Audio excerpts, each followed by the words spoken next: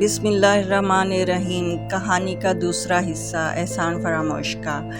تو گائز وہ بہت زیادہ غریب تھے، اور جیسے جیسے اس کی عمر بڑھتی جا رہی تھی، تقریباً وہ 25-26 سال کا ہو چکا تھا، اور اس نے دن رات ایک کر دیا، یعنی مجید کی بات کر رہی ہوں۔ اس نے دن رات ایک کر کے خوب محنت کی۔ ادھر اس کی بیوی گھر کو چلانے کے لیے محلے کی کام کر دیتی، رضائیاں سی دیتی، کسی کی چٹیاں بنا دیتی، پراندے بنا دیتی، اور اس کا بھائی دن رات ایک کر کے اپنا گھر بھی چلاتا تھا اور اپنے بھائی کا گھر بھی چلاتا تھا، ماں کو بھی کچھ پیسے دیتا تھا۔ اس طرح ان کا گھر چل رہا تھا، لیکن بہت غربت تھی۔ مجید کے 4 یا 5 بچے ہو چکے تھے۔ اس نے تقریباً 20-21 سال کی عمر میں گریجویشن کیا، اور اس کے بعد اس نے 4 سے 5 سال خوب محنت کی، اتنی پڑھائی کی، دن رات ایک کر دیا۔ چونکہ ان دنوں اخبارات سے اور بک سے زیادہ تر پڑھائی ہوتی تھی، تیاری ہوتی تھی، تو اس نے خوب ایسا لگتا تھا جیسے اس نے پوری دنیا کی کتابیں پڑھ لی ہیں، پوری دنیا کے اخبارات پڑھ لیے ہیں۔ CSS کی تیاری اس نے خوب کی، اور 5 سال کے بعد وہ تقریباً 26 سال کی عمر میں اس نے CSS کے امتحان میں اپیئر ہوا، اور جب رزلٹ کا اناؤنس ہوا، اس زمانے میں ریڈیو پہ ہوتا تھا، تو اس کا رزلٹ کا اناؤنس ہوا کہ وہ مجید جو ہے پورے پاکستان میں پہلے نمبر پر آیا ہے، اور اس نے ٹاپ کیا ہے۔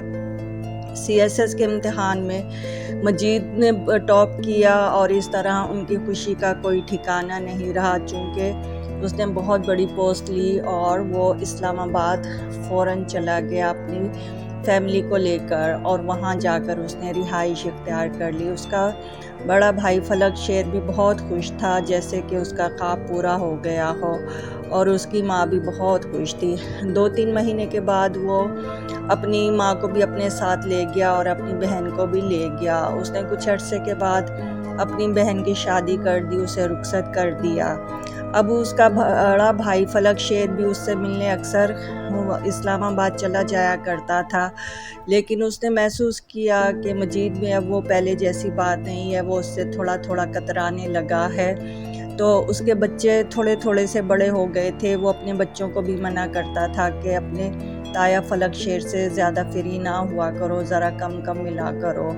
تو وہ اپنے شہر بہت کم آتا تھا، 1-2 بار آیا تو فلک شیر کے گھر نہیں گیا، بلکہ اپنے کسی عزیز کے گھر ٹھہر گیا۔ تو فلک شیر نے شکوہ کیا کہ تم میرے گھر نہیں آئے، تو اس نے اگنور کیا کہ جیسے جانتا نہ ہو، اور کہا کہ بس وہ کام تھا اور میں اس لیے آپ کے پاس نہیں آ سکا۔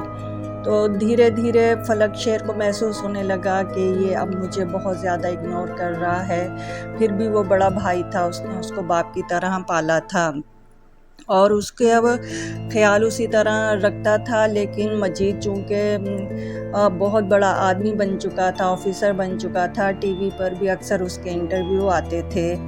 لیکن ایک صبح کا وقت تھا کہ مجید اپنے بھائی سے ملنے کے لیے، اس نے سوچا کہ میں لیتا ہوں، تو ملا، اور اس کو اگنور کر دیا۔ اس کے بعد فلک شیر نے سوچا کہ میں اپنی فیملی کو لے کر اپنے بھائی کے پاس جاتا ہوں۔ وہ اسلام آباد اپنے بیوی بچوں کو لے کر گیا، تو جیسے ہی وہ اس کے گھر پہنچا تو دروازے سے ہی اس کے نوکر نے منع کر دیا کہ مجید صاحب گھر پر نہیں ہے، کیونکہ مجید نے کہا تھا کہ اگر یہ اس نام کا کوئی بندہ آئے تو کہہ دینا کہ میں گھر پر نہیں ہوں۔ تو بھائی بہت زیادہ حساس تھا، اس سے یہ صدمہ برداشت نہ ہوا، اور اسے اسی وقت ہارٹ اٹیک ہو گیا، اور وہ جانبر نہ ہو سکا۔ تو مجید کو بھی اپنے بھائی کا جب پتہ چلا کہ اسی کی ڈیوڑی پہ اس کے بھائی نے جان دے دی ہے، تو اس کا بھی اس پہ کوئی اثر نہ ہوا۔ لاوارثوں کی طرح لوگوں نے اسے اٹھایا، اس کے بیوی بچے اٹھا کر لے گئے اور اس کی تدفین کر دی۔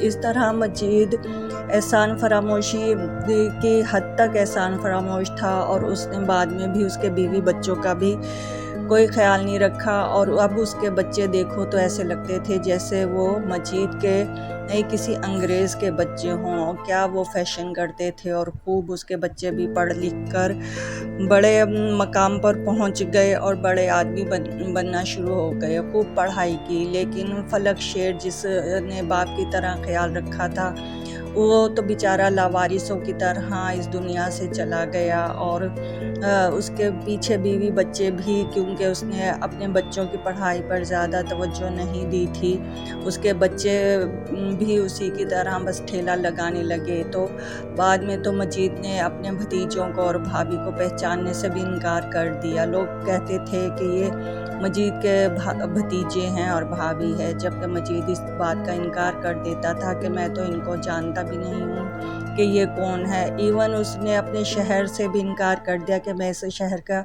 رہائشی ہی نہیں ہوں، میں تو اسلام آباد میں ہی پیدا ہوا تھا اور یہیں پہ پلا بڑا ہوں اور یہیں پہ رہتا تھا۔ ہم لوگ شروع سے ہی بہت اچھے کھاتے پیتے زمیندار لوگ تھے، تو آج جو کچھ بھی ہوں میں اپنی ہی وجہ سے ہوں۔ اس طرح مجید نے احسان فراموشی کے تمام ریکارڈ توڑ دیے، اور اس نے کوئی بھی ایسا بات نہیں تھی جو اپنے بھائی کو پہچانتا یا کچھ کرتا۔ تو آج کی کہانی یہیں پر اختتام ہوتی ہے۔ تو آپ کو یہ میری کہانی کیسی لگی؟